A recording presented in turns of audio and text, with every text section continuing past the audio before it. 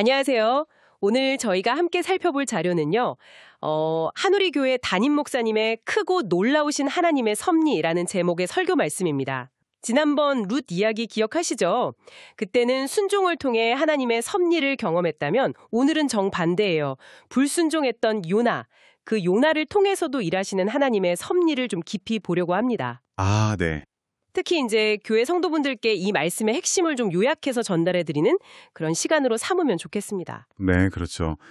요나는 하나님의 분명한 명령을 받았는데도 그걸 거부하고 도망쳤잖아요. 네. 근데 하나님께서는 뭐랄까, 폭풍이나 큰 물고기 같이 우리가 생각지도 못한 방법을 쓰셔서 결국에는 당신의 뜻을 이루어 가시더라고요. 정말 그렇죠. 이야기가 보여주는 게 우리 삶의 모든 순간들, 성공이든 실패든 그 모든 게 다 하나님의 더 큰 계획 안에 있다는 걸 보여줍니다.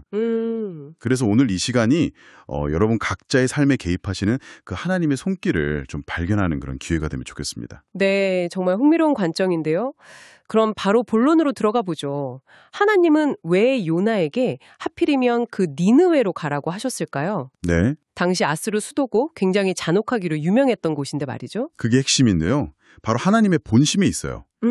겉으로는 심판을 선포해라 이거였지만 사실 그 속에는 회개를 통한 구원, 이걸 바라시는 하나님의 자비가 있었던 거죠. 아, 구원. 근데 요나는 그 민족적인 감정, 적개심이나 분노 때문에 하나님의 그 깊은 마음을 못 봤어요. 아니, 안 봤다고 해야 할까요? 그랬을 수도 있겠네요. 네, 아수르가 구원받기보다는 차라리 멸망하길 바랐던 거죠. 그러니까 자신의 감정이 하나님의 뜻보다 앞섰던 순간입니다. 아, 그래서 결국에는 그 명령과는 완전히 반대 방향인 다시스로 도망가려고 욥바로 내려갔군요. 맞습니다. 이게 단순 불순종을 넘어서 아예 하나님의 계획 자체를 거부하려는 그런 의지 같아요. 그렇죠. 하지만 하나님이 요나를 그냥 두시진 않으시죠.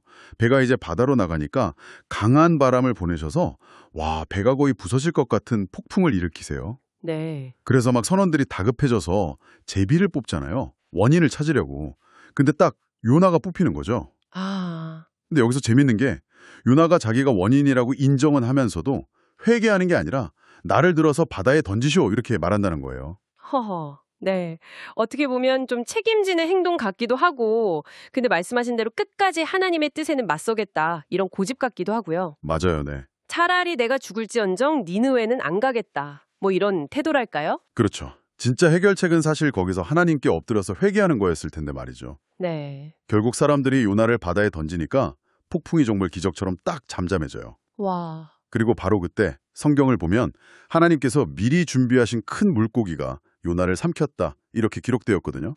이 미리 준비하심, 이게 하나님의 주권적인 개입을 딱 보여주는 중요한 부분입니다. 정말 극적인 장면인데요. 이 큰 물고기 뱃속에서의 경험, 이게 단순한 생존, 그 이상의 의미가 있었겠죠? 그럼요. 이 물고기는 요나를 향한 하나님의 포기하지 않으시는 강제적인 은혜 이렇게 볼 수 있어요. 강제적인 은혜요? 네. 그의 교만함, 자기중심적인 생각들을 깨트리시는 과정인 거죠. 근데 요나가 물고기 뱃속에서 기도한 내용을 자세히 보면요. 2장에 나오죠. 감사나 신앙 고백 같은 말 속에 여전히 좀 자기 연민이 섞여 있어요. 그리고 니느웨에 대한 마음의 변화나 깊은 회개까지는 아직 이르지 못한 그런 모습이 보입니다. 그렇군요. 사흘 뒤에 하나님이 명하시니까 물고기가 요나를 육지에 토해내고 하나님이 두 번째로 니느웨로 가라고 하시죠. 네. 이번에는 가나요? 가긴 가는데 마지못해 가는 티가 납니다. 아, 그래요? 네. 행동을 보면 마음은 아직 변하지 않았다는 걸 알 수 있어요. 사흘은 좋게 걸어야 하는 그 넓은 성읍을 하루 만에 그냥 휙 둘러보면서 40일 지나면 니느웨 무너진다. 이 심판 메시지만 딱 외쳐요. 아, 정말 성의 없네요. 그렇죠. 하나님의 진짜 마음, 그러니까 회개를 통한 구원의 가능성, 그 자비로운 초대는 쏙 빼놓고 그냥 반쪽짜리 메시지만 전한 거죠. 그런데 여기서 정말 놀라운 반전이 일어나잖아요. 맞아요. 요나가 그렇게 불성실하게 전했는데도 니느웨 왕부터 시작해서 모든 백성, 심지어 가축까지 다 회개를 해요. 금식하면서. 네, 정말 철저하게 회개하죠. 그래서 하나님이 그 모습을 보시고 재앙을 내리지 않기로 뜻을 돌이키십니다. 네. 근데 바로 이 결과 앞에서 요나가 폭발해요. 아, 화를 내는군요. 네.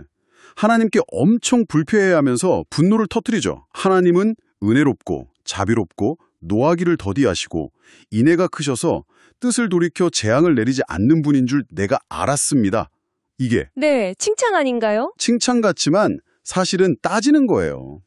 내가 이럴 줄 알고 오기 싫었다니까요? 이런 불만인 셈이죠. 아, 여전히 이해를 못하는군요. 하나님의 자비를. 그렇죠. 여전히 자기 생각에 딱 갇혀 있는 겁니다. 하나님은 이런 요나를 어떻게 대하시나요? 마지막 그 박농쿨 이야기가 참 인상 깊던데요. 네, 하나님이 박농쿨을 또 준비하셔서 요나에게 그늘을 만들어주세요. 요나가 그것 때문에 잠깐 기뻐하죠. 네, 아주 기뻐했다고. 근데 바로 다음 날 이번엔 벌레를 준비하셔서 박농쿨을 싹 갉아먹게 하세요. 거기다 뜨거운 동풍까지 불게 하시고요. 아이고. 박농쿨이 시들어버리니까 요나가 또 죽고 싶다고 막 격하게 화를 냅니다. 그때 하나님께서 딱 질문하시죠. 네, 네가 수고도 안 했고 키우지도 않았고 하룻밤에 났다가 하룻밤에 죽어버린 이 박농쿨 하나도 그렇게 아까워하는데 네. 하물며 이 큰 성읍 니누에에는 옳고 그름도 아직 모르는 사람이 12만 명이 넘고 가축도 이렇게 많은데 내가 어찌 아끼지 않겠느냐. 아, 정말 이 질문 안에 모든 답이 담겨 있는 것 같습니다. 정확합니다. 이 마지막 질문이 하나님의 마음, 그 넓고 깊은 긍휼을 그냥 그대로 보여주는 거죠. 비교할 수가 없어요. 네. 그저 박농쿨 하나 아까워하는 요나랑 수많은 영혼과 생명을 귀하게 여기시는 하나님의 마음이 정말 극명하게 대비되잖아요. 그러네요. 결국 요나의 근본적인 문제는 뭐 옳고 그름 도덕성 이런 문제가 아니라 하나님의 마음을 전혀 헤아리지 못하는 그 태도의 문제, 바로 교만이었던 겁니다. 오늘 요나 이야기를 통해서 보니까 우리가 순종하든 안 하든, 아니 어쩌면 우리의 그 불순종까지도 사용하셔서 당신의 선한 뜻을 이루어 가시는 하나님의 그 크고 놀라운 섭리, 이걸 다시 한번 보게 되네요. 네, 정말 중요한 건 눈에 보이는 현상, 그 너머에 있는 하나님의 마음을 읽으려고 노력하는 것 같아요. 혹시 여러분 삶에도 지금 이해할 수 없는 상황이나 이건 정말 받아들이기 힘들다 하는 그런 하나님의 뜻처럼 보이는 일이 있으신가요? 네. 그때 우리가 요나처럼 막 불평하거나 도망치기보다 잠잠히 하나님의 마음은 뭘까? 이걸 통해 뭘 말씀하시려는 걸까? 이렇게 묻고 신뢰하는 자세가 필요하지 않을까 싶습니다. 어쩌면 오늘 이 이야기가 우리 각자에게 던지는 질문은 이거 아닐까요? 계속해서 내 생각, 내 판단이라는 그 틀 안에 머물면서 하나님의 뜻과는 평행선을 달리겠는가? 네. 아니면 이해가 안 되는 그 순간에도 그분의 더 크고 놀라운 섭리를 믿음으로 받아들이면서 그분의 마음을 알아가려고 노력하겠는가? 한번 잠시 멈춰서 깊이 생각해 볼 문제인 것 같습니다.